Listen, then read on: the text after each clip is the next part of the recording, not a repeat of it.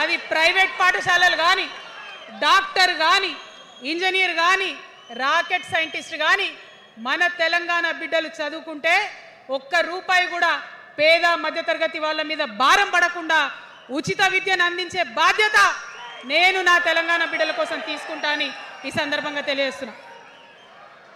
ఇవాళ పరిస్థితి ఏంటిది?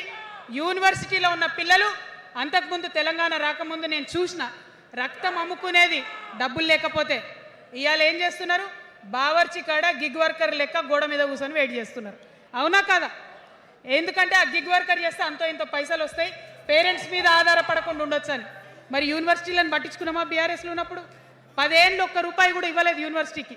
ఆ యూనివర్సిటీ మిత్రులకు, పాఠశాలలో ఉన్నటువంటి వారందరికీ నేను ఒకటే ప్రపోజల్ చేస్తున్నా, మీరు ఎంత చదువుకుంటారో చదువుకోండి, ఒక్క రూపాయి కూడా మీ మీద భారం పడకుండా చదివించే బాధ్యత తెలంగాణ రాష్ట్ర సేన తీసుకుంటుంది.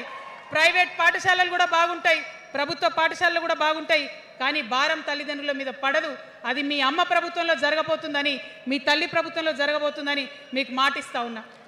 సెకండ్, మనకేమవుతుంది? మన తెలంగాణలో పేద మధ్యతరగతి ప్రజలకు ఏమవుతుంది? ఎవరన్నా ఇంట్లో రోగం వస్తే, ఒక యాక్సిడెంట్ అయితే ఇల్లు గుల్లవుతుంది. అందుకే ఆలోచన చేసి వైద్యం గురించి ఒక నిర్ణయం తీసుకున్నా.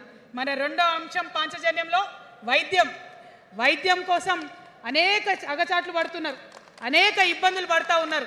నేను ఒకటే మాట ఇస్తా ఉన్నా, ఏ రోగమన్నా రాని, ఎంత పెద్ద హాస్పిటల్ అన్నా కానీ, మన తెలంగాణలో మన జబ్బు ఎక్కడ తగ్గుతుందో అక్కడ మీ జేబులకెళ్ళి ఒక్క రూపాయి ఖర్చు కాకుండా ఉచిత వైద్యం అందించే బాధ్యత మేం తీసుకుంటా ఉన్నాం. ఉచితంగా విద్య ఇచ్చి ఉచితంగా వైద్యం ఇచ్చినాక నా తెలంగాణ బిడ్డల మీద నాకు నమ్మకం ఉంది. మనం కష్టపడే బిడ్డలం, మీరే పైసలు సంపాదించి ఇస్తారు, మీరే రాష్ట్రాన్ని ముందుకు తీసుకుపోతారు. అవునా కదా?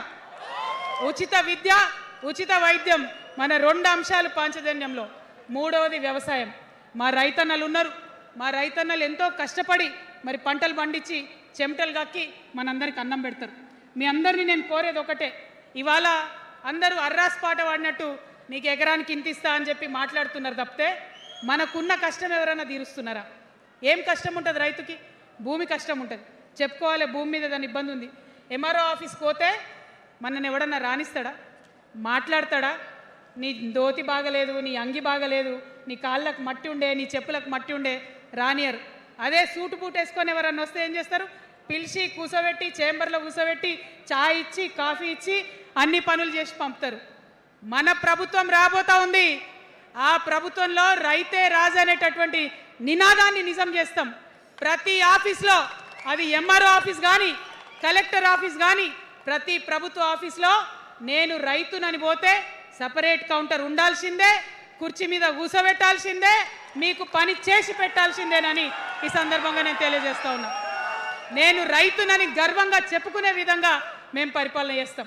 అది కాకుండా మిగతా ఏదైతే టైంకి రావాల్సిన కరెంటు, ఇప్పుడు రేవంత్ రెడ్డి గారి దయ వల్ల మళ్ళీ రాత్రిపూట కరెంట్ వస్తుంది. అట్లా ఉండదు. రేపు మన ప్రభుత్వం వస్తుంది, టీఆర్ఎస్ ప్రభుత్వం వస్తుంది. వచ్చినాక 24 గంటలు నాణ్యమైన కరెంటు, పొద్దుటిపూట కరెంటు, రైతులకు ఉచిత కరెంట్ ఇస్తాం. అదేవిధంగా యూరియా కావచ్చు, కొనుగోలు కేంద్రాలు కావచ్చు, మీరు ఎక్కడ పోయి అడగాల్సిన అవసరం లేకుండా అన్నీ మీ దగ్గరకు వచ్చేటట్టు చేస్తాం. మరి అనేక అంశాలు ఉన్నాయి రైతుల గురించి మాట్లాడేటి. ఇప్పుడు ఎంత గోసపడుతున్నారో తెలుసు. ఒక్కొక్కటి మాట్లాడుకుంటూ వెళ్దాం. రైతుని రాజుని చేసేది నినాదంగా ఉండే దాన్ని నిజం చేస్తామని మాత్రం మీ చెల్లెగా, సోదరిగా నేను మీకు మాట ఇస్తూ ఉన్నాను. ఇక 4వ అంశం ఉపాధి. మనకి ఇక్కడ చాలా యూత్ ఉన్నారు. మిమ్మల్ని అందరూ నేను ఒక మాట చెప్తా ఉన్నా, ఒక మాట అడుగుతా ఉన్నా. ప్రతి ప్రభుత్వం ఏం చెప్తుంది?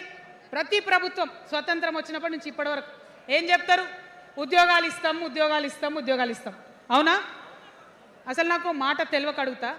ఒక యువ మిత్రుడు ఉంటే, ఒక యువతి ఉంటే, నేను వ్యాపారం చేసుకోవాలనా, నేను ఉద్యోగం చేసుకోవాలనా, నేను కళారంగానికి పోవాలనా, నేను ఇంకోటి కావాలనా అనే స్వేచ్ఛ నాకు ఉండాలి కదా, నాకు ఉండాలి. కానీ ప్రభుత్వాలు మనకేం చెప్తాయి? నువ్వు ఉద్యోగం చేయి, 9 to 5 ఉద్యోగం చేయి, బానిస బతుకు అనేటటువంటి కండిషనింగ్ చేస్తూ ఉన్నాయి. ఇప్పుడు చాలామంది యూత్తో నేను మాట్లాడినా, నాకు ఒక మాట చెప్తా ఉన్నారు, అక్క మా పరిస్థితి ఎంత ఘోరం ఉందంటే బయట ఉద్యోగం దొరుకుతలేదు చదువుకున్న చదువుకి. మా అమ్మ సెల్ఫ్ హెల్ప్ గ్రూప్లో ఉండి ఆమె 2 లక్షల రూపాయలు తీసుకొచ్చి ఇస్తే నేను బండి కొనుక్కోవాలి. ఆమె 3 లక్షల రూపాయలు తీసుకొచ్చి నాకు ఇస్తే నేను ఆటో కొనుక్కొని నడుపుకోవాలి. వయసు వచ్చిన కొడుకుని, వయసు వచ్చిన బిడ్డని తల్లి దగ్గర చేయి జాపాలంటే నామోష్ అనిపిస్తుంది అక్క అని అనేక మంది చెప్పారు. అందుకే నేను చెప్తా ఉన్నా, ఉపాధి అంటే కేవలం ఉద్యోగం కాదు.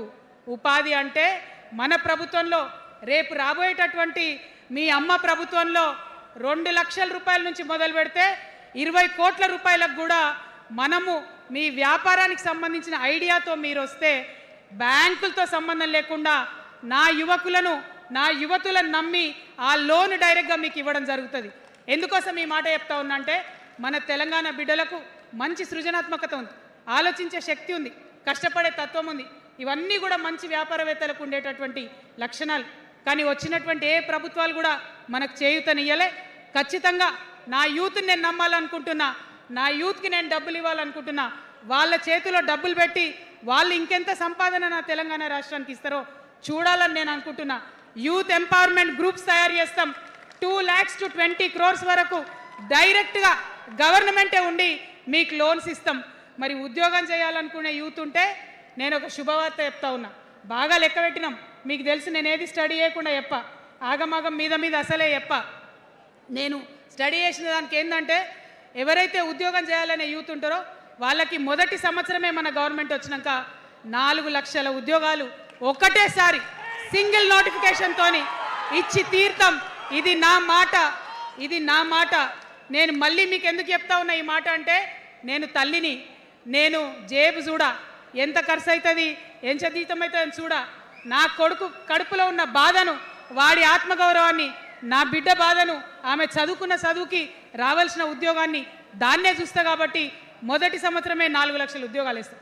మరి మన ఉద్యమకారులు ఇంతమంది వాళ్ళ వయసుని, వాళ్ళ యవ్వనాన్ని, వాళ్ళు సంపాదించుకునేటటువంటి మొత్తం వయసుని కూడా ఉద్యమానికి దారపోసిరు. కాబట్టి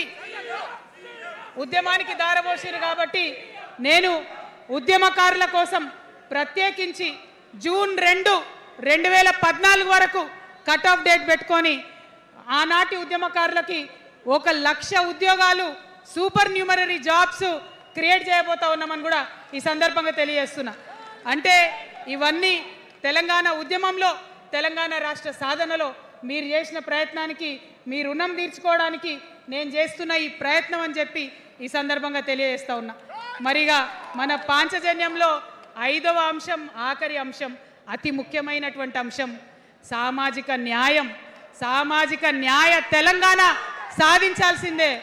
మన ఎస్సీ మిత్రులకు, ఎస్టీ మిత్రులకు, అగ్రవర్ణాల్లో ఉన్నటువంటి పేదవారికి, బీసీలకు అందరికీ న్యాయం జరగాలి. మా మైనారిటీ సోదరులు, మా ముస్లిమ్స్ కావచ్చు, క్రిస్టియన్స్ కావచ్చు, సిక్కులు కావచ్చు, అందరికీ కూడా న్యాయం జరగాలి. మరి బీఆర్ఎస్లో మనం చూసినాం, मुस्लिम्स कोसम थोड़ी देर उर्दू में बात करके आपसे मीठी मीठी बातें बोल के सोपत करके देखो, सोना घिसके देखो बोले, आप 2 बार सोपत कर लिए, तालीम का एक छोटा सा रोशनी आपको दिखाए लेकिन रोजगार आपसे दूर रखे। जो 12% रिजर्वेशन का बात हुआ था उसके ऊपर कुछ भी अमलावरी नहीं हुआ। और जो माइनॉरिटी फाइनेंस कॉरपोरेशन का पहले लोन मिलते थे 10 साल के बीआरएस में कितने लोन मिले, अब 2 साल के कांग्रेस में कितने लोन मिले, आप एक बार देख लो। सारे लोग बस बातें ही बोल रहे हैं लेकिन काम कोई नहीं कर रहा है। आपकी बेटी हूँ मैं, ये धरती का कर्ज उतारने के लिए नया पॉलिटिकल पार्टी आपके सामने लेके आई हूँ। आपसे मैं गुजारिश करती हूँ मेरे साथ चलिए, जो बदलाव आपके ज़िंदगी में आएगा ज़रूर आपको बदलाव दिखेगा, पहले जैसा नहीं होगा। बिल्कुल अलग सा एक स्ट्रैटेजी बना रहे हैं, अलग से आपके रेस्पेक्ट के लिए हमारी सोच है। हम मिलेंगे, बात करेंगे। మరి అందరికన్నా ఎక్కువ మా ఆడబిడ్డలంటే నాకు ప్రాణం। మా ఆడబిడ్డల కోసం ప్రత్యేకంగా నేను ఒకటే మాట చెప్తున్నా, మనం ఎక్కడ ఉన్నా ఏ వయసులో ఉన్నా మనకు భయం అవుతుంటుంది ఎక్కడికైనా పోవాలంటే, మన భద్రత మీద మనకు ఆలోచన ఉంటుంది।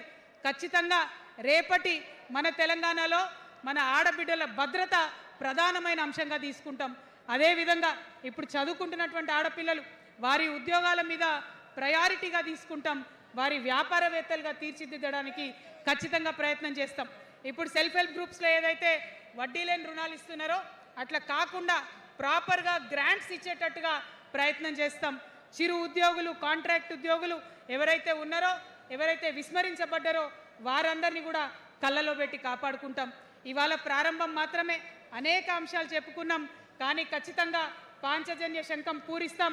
అవతలి వాడు మనవాడైనా సరే, అధర్మం వైపు వాడుంటే వాళ్ళ మీదైనా సరే యుద్ధం చేయడానికి ఖచ్చితంగా వెనుకడుగు వేయకుండా ముందుకే వెళ్తామని తెలియజేస్తూ, మరి ఈ 3 పార్టీలు కూడా, Congress party single agenda Rahul గాంధీని ప్రధానమంత్రి చేయాలి, BRS party single agenda farm హౌస్లో పెద్దసారి ఉండాలి, చిన్నసారి సీఎం కావాలి, బీజేపీ పార్టీ సింగిల్ ఎజెండా సామాజిక న్యాయాన్ని కథం పట్టియాలి. కాబట్టి 3 పార్టీల మీద కూడా యుద్ధం చేసేది ఉన్నది. అలుపెరగని పోరాటానికి సిద్ధం కావాలని చెప్పి మొత్తం మన జాగృతి సైనికులందరినీ కూడా నేను పిలుపునిస్తా ఉన్నాను.